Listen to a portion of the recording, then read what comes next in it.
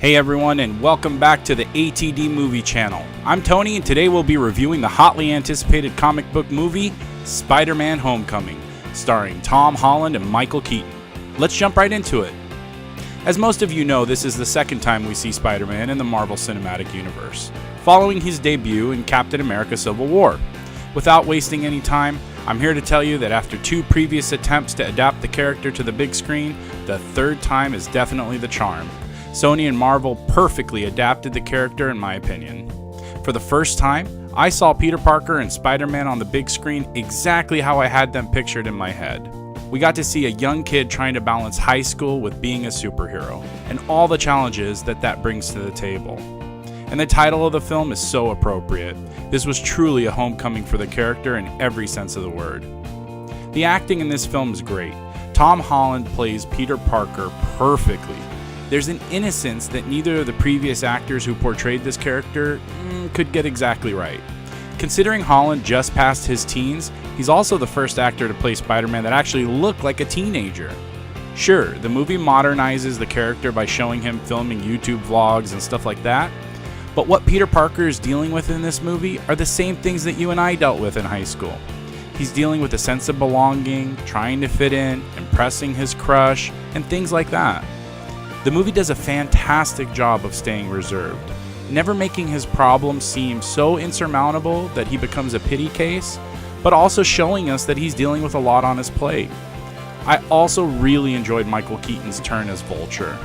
The motivation seemed legit for the most part, and Keaton shows flashes of genius that reminded me of his Batman days, where he plays the character that's most definitely in charge, but is just a second or two away from totally losing it. He didn't have as much screen time as I'd hoped, but he was such a joy to watch in this big budget action film. And then there's the supporting cast that I'd like to point out. Robert Downey Jr. has been marketed as a big part of the movie, but spoiler alert, he's not. While he plays Tony Stark with a bit more maturity in this movie, he's still the character that we've grown to love since his debut in 2008. RDJ's screen time is well balanced though. I wanted to watch a Spider-Man film, and that's what I got. Sony and Marvel didn't make him a huge part of the movie, totally negating a standalone Spider-Man film.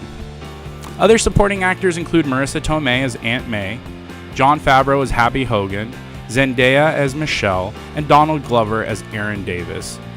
These actors were really able to add something to the movie with limited screen time. And perhaps the biggest surprise in the film was Jacob Batalon, who plays Peter's best friend Ned. He's hilarious, and the trailers barely scratch the surface of the comedy that he brings to the film.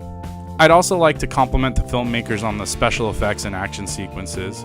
We see Spider-Man in ways we've never seen him before on the big screen. The acrobats, the stunts, the different ways he uses his web shooters are all fun and unique, and the climax of the film is exhilarating. Matching that action is a fabulous score by Michael Giacchino. Overall, I totally and completely felt like I was watching a new Spider-Man, and that's exactly what I wanted. There's very little I didn't enjoy about the film. If I had to nitpick, it would be that I disliked the plot twist that comes at the beginning of the third act.